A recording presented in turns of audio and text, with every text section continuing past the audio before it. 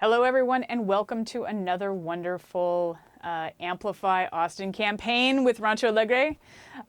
We are very excited to be here. We're very thankful to Austin Public and to I Live Here, I Give Here for making this possible. I am here. My name is Piper Lemoyne, and what is your name, sir? I am Frank Cuellar, el parandero. And we are Rancho Alegre. Yes, we are. Our mission is to preserve and promote conjunto music.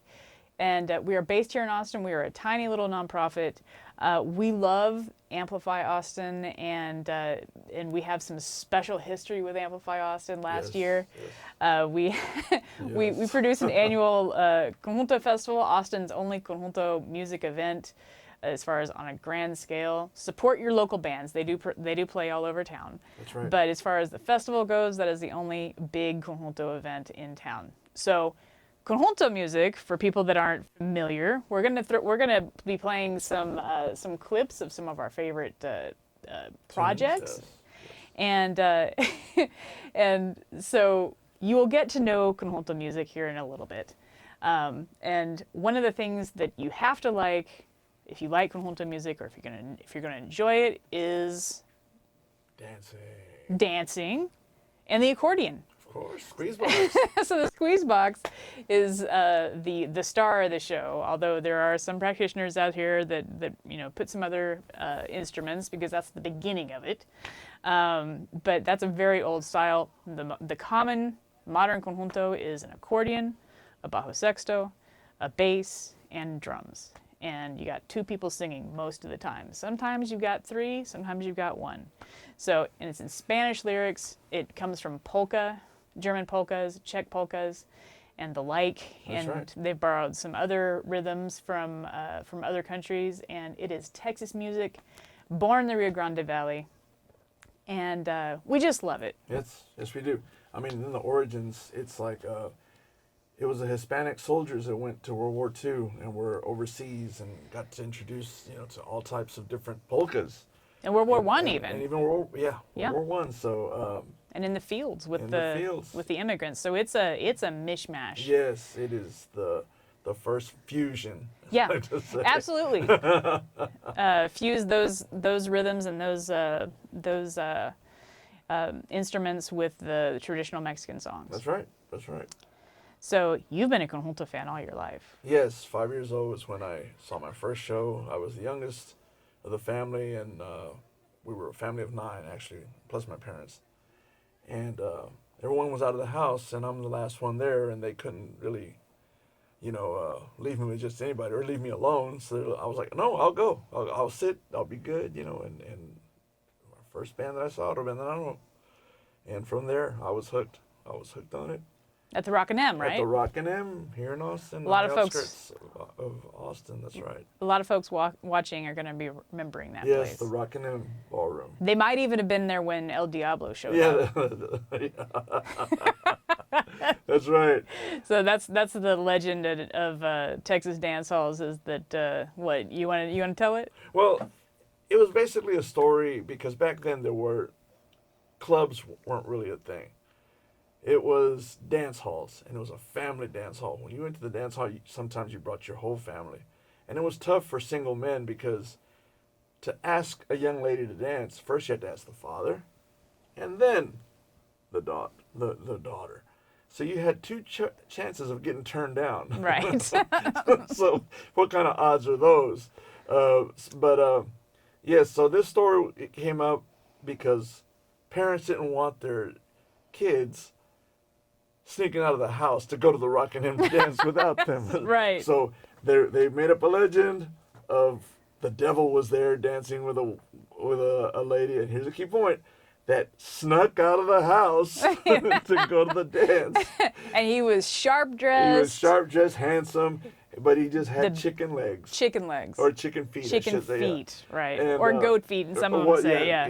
It varies. But the thing is, I've heard that legend in Louisiana dance halls. I've heard it in every dance hall, which we all were going through the same thing. Parents didn't want their kids going by themselves. El Camaroncito in San Antonio. That's right. So yes, it's just one of those urban legends that it grew teeth, it grew fangs, and people tell it to this day, the whole time.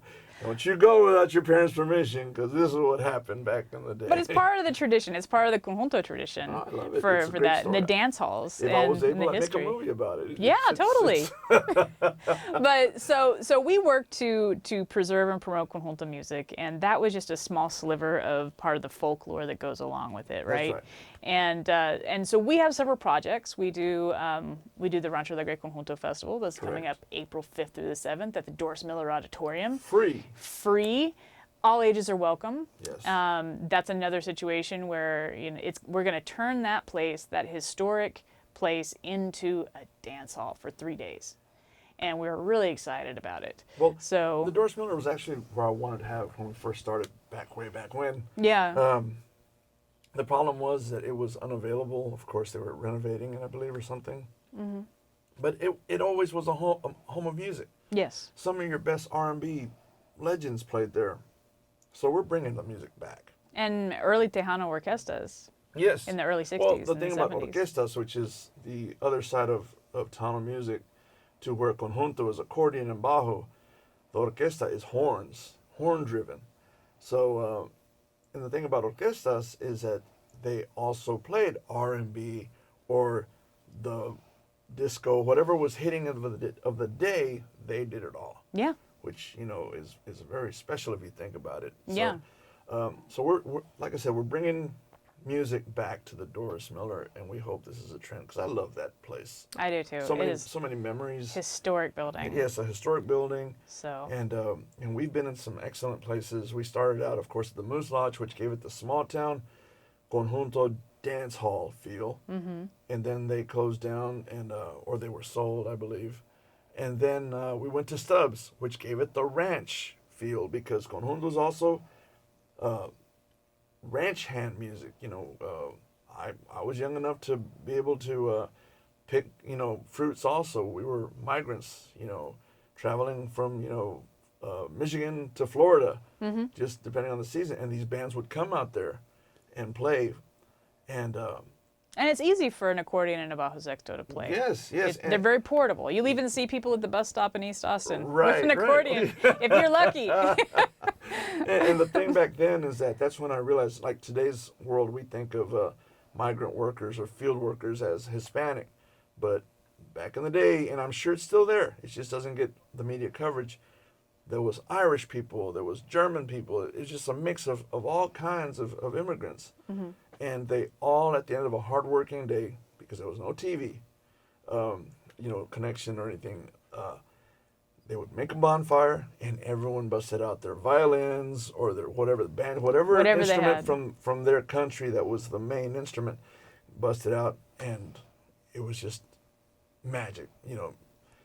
Didn't always sound so good, but it was enough to where people would dance, to shake off the hard work of the day that everyone did. Right. So It's roots music. Roots music to the core.